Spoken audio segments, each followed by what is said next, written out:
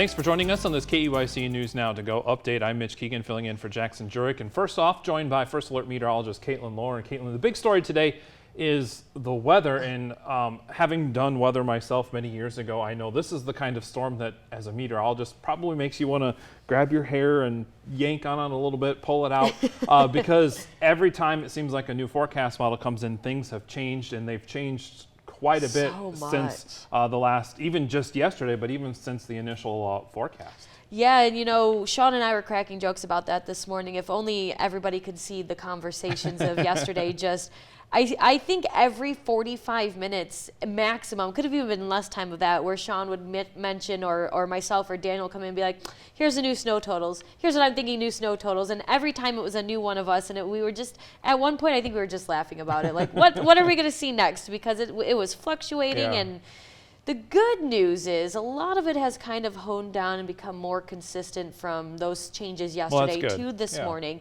The bad news is some of us are still dealing with those hefty blizzard conditions, and we'll continue to deal with that. Now, I know a lot of people are going to be watching this a little bit later in the morning, but I want to kind of recap the morning so far, how it has been playing out. And this is a look at the radar view, or our live Doppler radar, as of 8:37 this morning. So if you're watching beyond that, if it's a little bit later, that's okay. This is just to kind of show you how things are getting started, or how things got started this morning.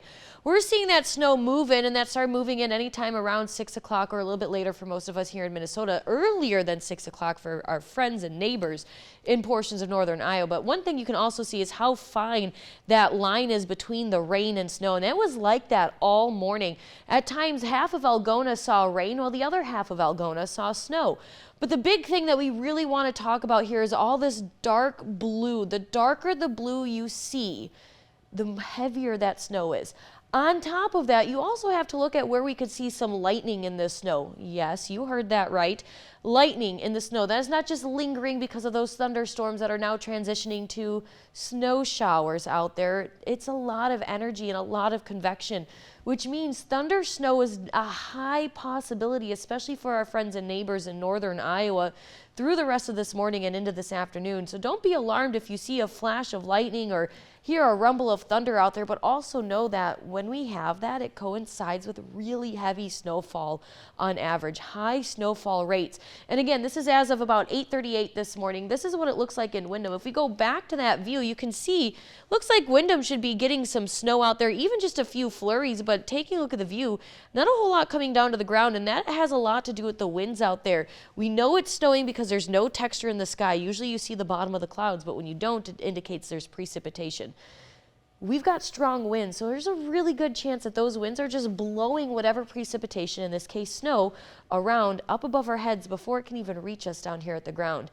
Now, keep in mind, we are still seeing some advisories and warnings. We have a winter weather advisory in the purple here on your screen with that blizzard warning that stretches from Rochester southwestward through Albert Lea to Algona, and then more so to that Sioux City area and the Siouxland portion of Iowa.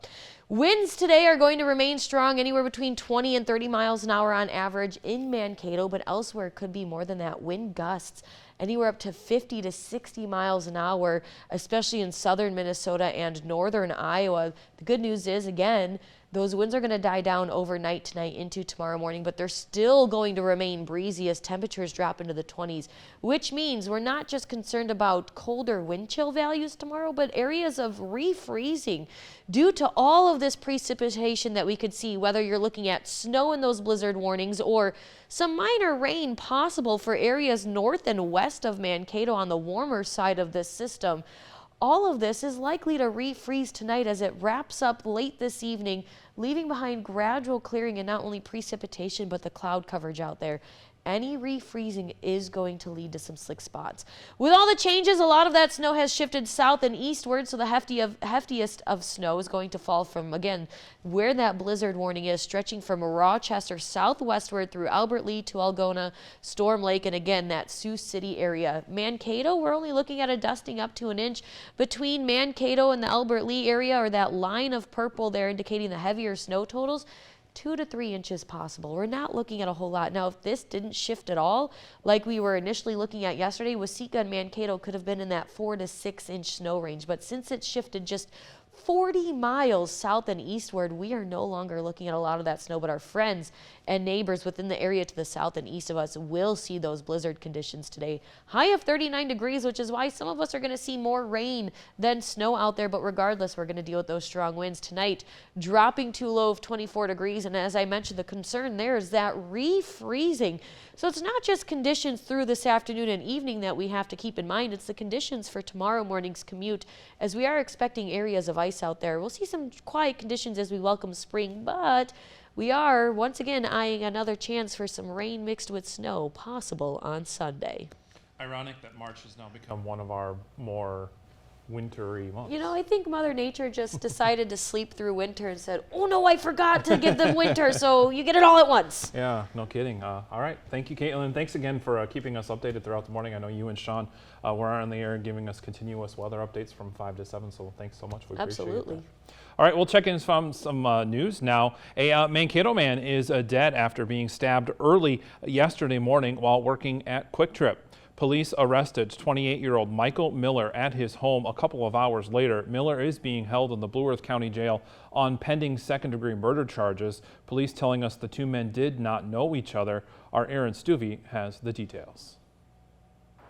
Around 3 a.m., Mankato police were called to the Quick Trip on Madison Avenue to respond to a disturbance. Police found an unresponsive employee, now identified as 34-year-old Dennis Vosica of Mankato, on the ground with a knife wound. Another employee had been working with Vosica, and they escaped during the incident and called 911. The victim was taken to Mayo Clinic Health System, where he was pronounced dead. After reviewing surveillance footage, police arrested 28-year-old Michael Miller, who police say was a common customer of the store and was easily identified by staff. It doesn't appear that they were known to each other, the victim and suspect, other than Mr. Miller was a frequent customer at Quick Trip, so they recognized him as a frequent customer, but there was no type of relationship between the two. It just appears to be a random act of violence, sadly. Miller is being charged with second-degree murder, and police are working with the Bureau of Criminal Apprehension on the investigation. In a statement, Quick Trip CEO Scott Zietlow said, quote, "At Quick Trip, the safety and well-being of our coworkers are our top priorities. We are committed to maintaining a secure and supportive workplace for all coworkers. We want to make sure that everyone feels safe and supported during this challenging time," end quote.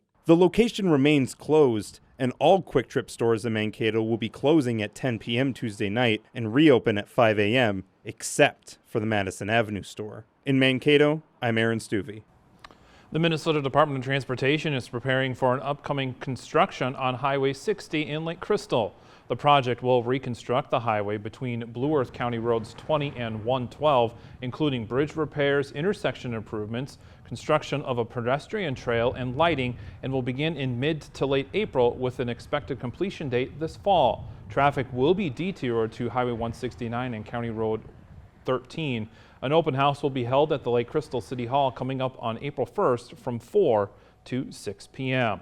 Well, the Minnesota State men's hockey team is busy gearing up for the CCHA tournament against St. Thomas after the team already locked up a spot in this year's NCAA tournament. The Mavericks are rolling with an unbeaten streak that goes all the way back to the last day of January, a one-goal loss to the Tommies.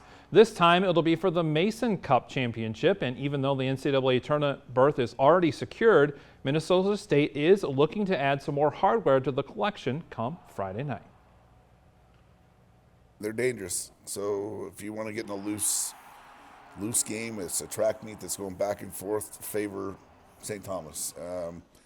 You want to get in a game that's maybe more zone by zone and understood and where we got to be, that's probably us. And, you know, I would say in the beginning of the year, I picked them one. I think many coaches in the league picked them to be the front runner. They fell on some injury in some different times along the way. They're playing as good as anybody in the country right now. I think each of our last losses are to each other type thing. So they're deadly. So we better be on guard, because it's actually a great prep for the NCAA tournament, is to play a team with pace and skill and that's very competitive with a hot goalie. Tonight on KEYC News Now, we'll hear more from head coach Luke Strand as the Mavericks look to keep the momentum going into the tournament.